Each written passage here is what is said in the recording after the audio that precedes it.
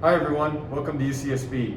My name is Andy Eriks and I'm a third year in Frank Zock's group. Today I'm going to show you around the Materials Processing Lab, or the MPL engines.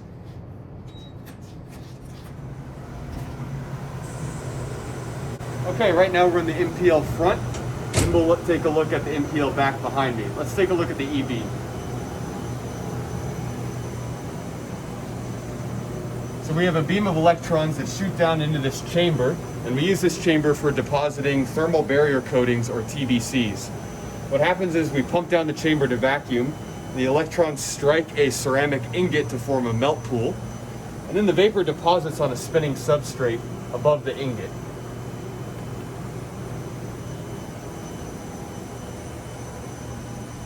Next up is our 2 kilowatt CO2 laser. This is a laser that we use to induce really extreme environments. What we have is a substrate that sits inside the chamber. The laser strikes the surface and induces a thermal gradient, and we can image the sample and track changes on the sample with both regular imaging and thermal imaging.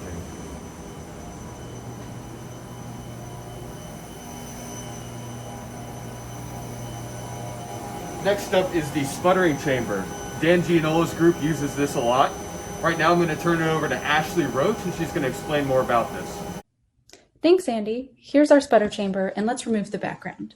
The high vacuum chamber is to the left, which can reach base pressures of 10 to the minus 8 torr. The load lock is to the right, which is used for wafer transfer without breaking vacuum, and the bellows are seen above, where motors are used to position the wafer within the chamber. Peeking through one of the viewports, we can see inside the chamber, where material targets are found in one of 4 guns below, and the wafer is secured in the center above. The system is used to create thin films. It all happens inside the vacuum chamber. The target is down here, and with the DC or RF voltage applied, a plasma is created, and the wafer is strategically positioned above it. A film is formed on this wafer by mechanically removing atoms from the target. Argon ions in the plasma are accelerated towards the target. On impact, target atoms are kicked off and travel towards the wafer, where they can stick. This process repeats itself to create a thin film. This is a powerful tool that has many applications. Thanks for watching, and if you have any questions, please feel free to ask. Okay, thanks Ashley. Let's go to the MPL back. First up is the SBS, which stands for Spark Plasma Sintering. It's kind of a misnomer because there's no spark nor plasma. But what happens is we use resistive joule heating to heat ceramic pellets and achieve really high densities. So we put the ceramic powder into a little die set and feed it into this chamber and induce the current and densify our pellets.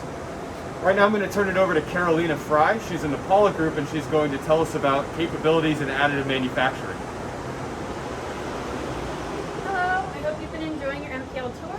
I'd like to introduce to you our latest addition to the diverse processing capabilities we have here in the MPL. This is an quantity 3D Mini, which is a laser powder bed fusion machine, which you might colloquially be more familiar with the process of 3D printing, particularly for plastics. In this case, we have a build chamber with a lot of metallic powder in it, which we continuously spread over a build plate and expose to a laser so that those metallic powders can be melted together to form increasingly complex shapes. Here you can see the example of a build plate in which the samples have already been removed, but you can see the remnants where layers of metallic powders have been sintered together to form samples. Now I'm going to show you some other capabilities we have, including an arc melter. So please follow me. In the bulk of the back room of the MPL, we have a variety of furnaces so that all users can have a furnace suited to their needs when they need one. And in this back half of the MPL, we have what's called an arc melter. Sometimes we have to change that out. This arc melter is another of our workhorses, particularly for metallurgical research. In this case, we have a copper water-cooled base plate in which we can put stock materials such as pure nickel or alloy titanium aluminum into these divots along with other materials that would form the composition of the alloy we want. We will then flood this chamber with argon, cause an electrical short between this stinger and this post, generating functionally what is a plasma laser that allows us to melt metals all the way up to tungsten, which is one of the highest melting points in the periodic table. Now I'm going to turn you back to Andy to handle the last part of our tour. Okay, just one stop left in the MPL back.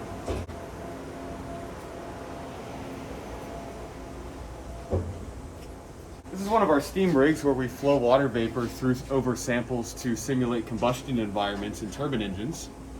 And then finally back here is the float zone furnace.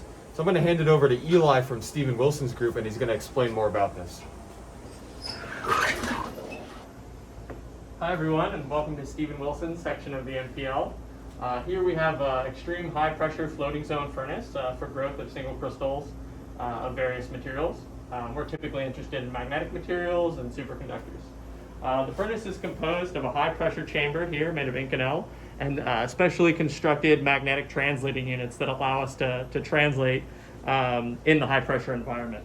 High temperature is provided by this array of lasers. These are the optics here, and the actual laser power comes from this rack over here. This allows us to establish high temperature melts and then pull a crystal at extremely high pressures. In fact, the highest pressures available for this kind of furnace in the world. The kind of crystals that come out of this furnace typically look something like this. This is neodymium zirconate, an exotic quantum magnet of some interest currently. Okay, so this concludes our tour. The last stop is the CPL, or the Ceramics Processing Lab. This is where graduate students from Frank Zock and Carlos Levy's groups prepare ceramic powders, ceramic pellets, metallographic specimens for the mechanical test lab. And this is pretty much it. Hopefully you see that UCSB has a lot of really cool, unique equipment, and it truly is a fantastic place to grow as a graduate student and as a scientist. So we hope you enjoy your visit weekend. Feel free to email any of the graduate students that you saw in this video, and have a great weekend. Thanks, everybody.